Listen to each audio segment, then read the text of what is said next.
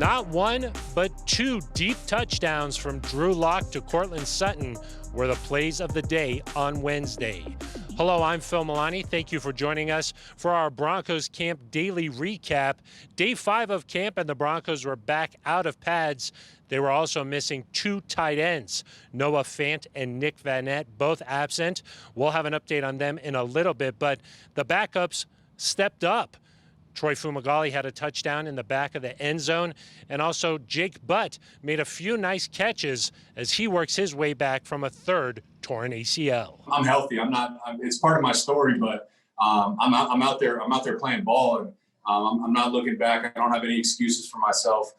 For me, I got to play better. I got to elevate my game. I got to go out there and compete every single day. The goal for me now is to make the team, to go out there and have a good practice every single day.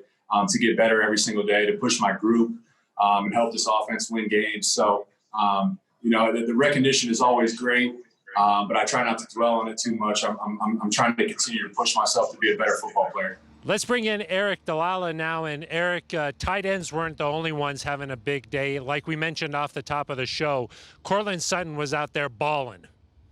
Yeah, Phil, for the first time in training camp, the Broncos did a move the ball period. First team offense, first team defense.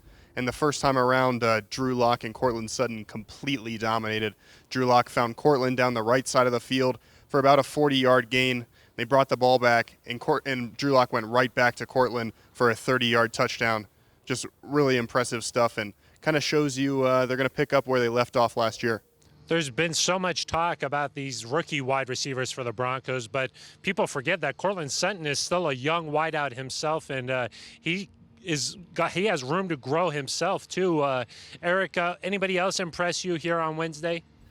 Yeah, well, Phil, for the first time, Lloyd Cushenberry, the third-round pick from LSU, he got reps with the first-team offense. I thought he did a nice job in the run game a couple of times. He sealed off some guys in the passing game, impressed me. And what Vic Fangio said is his mental acumen is the most impressive thing. He said sometimes rookies struggle a little bit. That's not the case with Lloyd. He's been really good calling out protections at the line of scrimmage. I think we saw some of that on Wednesday.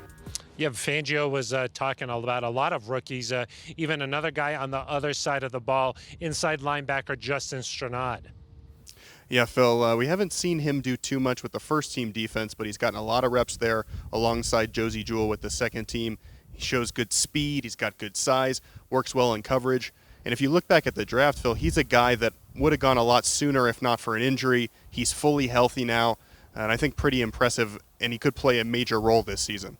He's one of those guys the Broncos have been looking for quite some time, a coverage linebacker who, can match up against a guy like Travis Kelce maybe. And, Fangio doesn't really give compliments to rookies, but he had this to say about Stranad. I've liked Justin so far. He shows ability both in the pass defense area. The run game, we haven't had a lot of shots of it yet, but you might not be seeing it on tape or you guys watching it in practice live. But I like certain things that indicate to me that he'll be able to do it eventually. Let's keep the linebacker talk going now with Sidney Jones. Sidney, Alexander Johnson had 93 tackles last season, his first year in the NFL, and he's got even bigger goals now in year 2. Yeah, Phil, Alexander Johnson talked to the media today, and he mentioned some of those goals, one of them being he wants to make it to the Pro Bowl this year. And he said, if you're not trying to go to the Pro Bowl, why are you playing football at all? And honestly, I agree with him. Another one of those goals was to cause more forced fumbles, and just overall, he said he wants to be the best player he can be. Also, he said he's just excited to play behind this defensive line. Another thing that he mentioned was the addition of Jarrell Casey, which seems to be the talk of everyone this camp. Everyone's just so excited to have him here. He said the addition of Casey is not only going to up his game, but the defense as a whole. He said it's been great learning from one of the best in the game and is excited to get more tips every single day from him. Yeah, we heard that the other day from Todd Davis, too. Both of those guys excited to play in front of this defensive line. Casey as well as Mike Purcell up there on that defensive line. Alexander Johnson, though, is a man with a new outlook on life and on football after becoming a father this last May. I would say give me more motivation in life in general. Like, you want to be better at everything you do. You want to be smarter. You want to be able to educate yourself more, just to be the best father I can be. So it's definitely going to lift my game up more for football because it's going to elevate me in my whole life. Johnson also said he has a special celebration in store this fall for his daughter. Now for those injury updates that we promised you. Tight end Nick Van Nett will miss the next several days. He is in the concussion protocol. Tight end Noah Fant was out due to sickness, although not COVID related.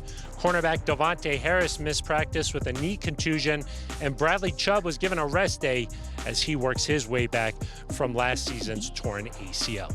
All right, that's going to do it for us. For Aric, DiLalla, and Sidney Jones, I'm Phil Milani. This has been our Broncos Camp Daily Recap.